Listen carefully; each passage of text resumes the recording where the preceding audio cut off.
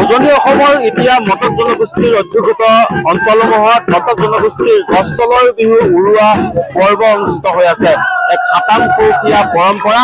ইয়াৰ দৃশ্য দেখিব, ইয়াৰ নাচনীসকলে যি মটক জনগোষ্ঠীৰ নাচনী আছে আজি গছতলৰ বিহু উৰুৱা পৰ্ব অনুষ্ঠিত হৈছে। ইয়াৰ দৃশ্য হৈছে পানীতোলা চাবুৱাৰ সীমান্তৱৰ্তী অঞ্চল হাবিচুক গাঁৱৰ দৃশ্য আৰু ইয়াৰ যি গাভৰুসকলৰ মটক জনগোষ্ঠীৰ গছতলৰ বিহু উৰুৱা আৰু ডেকাসকলৰ হুঁচৰি পৰ্বৰ দৃশ্য। এয়া নাচি বাগি ফূৰ্তি কৰিছে। এক যথেষ্ট ভাল লগা পৰিৱেশ, যি সাতাম পুৰুষীয়া পৰিৱেশ ইয়াত সকলোৱে দেখাবলৈ চেষ্টা কৰিছো।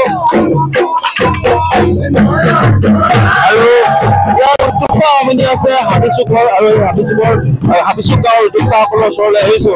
আপোনালোকে আজি মটক জনগোষ্ঠীৰ গছতলৰ বিহু উৰুৱা পৰ্ব অনুষ্ঠিত কৰিছে, কেনেদৰে পালন কৰিছে, কিমান দিনীয়া হৈছিলে, ক'ৰ পৰা ৰাইজ আহিছে কিছু নহয়? আমাৰ এইবাৰ দ্বিতীয়বাৰ্ষিক সন্মিলিত বিহু উৰুৱা পৰ্ব দ্বিতীয়বাৰ্ষিক হৈছে।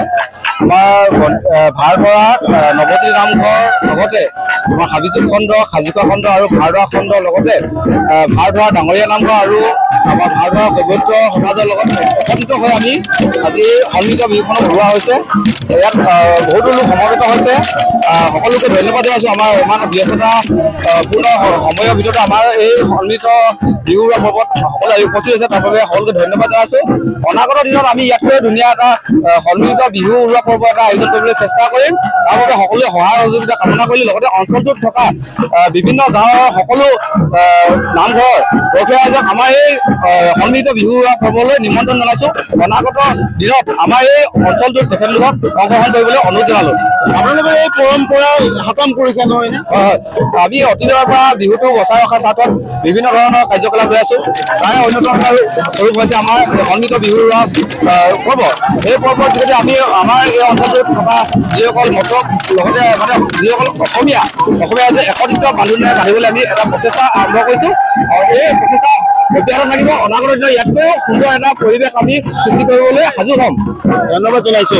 পুনৰবাৰ মই দৃশ্য দেখাবলৈ চেষ্টা কৰিম। ইয়াৰ নাচনীসকলৰ পৰিৱেশ দেখাবলৈ মই যত্ন কৰিম। ইয়াৰ যি গাভৰুসকল আছে মটক জনগোষ্ঠীৰ, আৰু এই পৰম্পৰা কেৱল তিনিচুকীয়া জিলাৰ মটক জনগোষ্ঠী আৰু মৰাণ জনগোষ্ঠীৰ ৰাইজৰ মাজতে অনুষ্ঠিত হয়। আৰু ইয়াত প্ৰায় 5টাকৈ খণ্ডই একেলগ হৈ আজি যি মটক জনগোষ্ঠীৰ হুঁচৰি আৰু গছতলৰ বিহু উৰুৱা পৰ্ব অনুষ্ঠিত কৰিছে। আৰু ইয়াৰ পৰা এই ৰাইজে আগন্তুক দিনত কৃষিৰ সৈতে জড়িত হ'ব।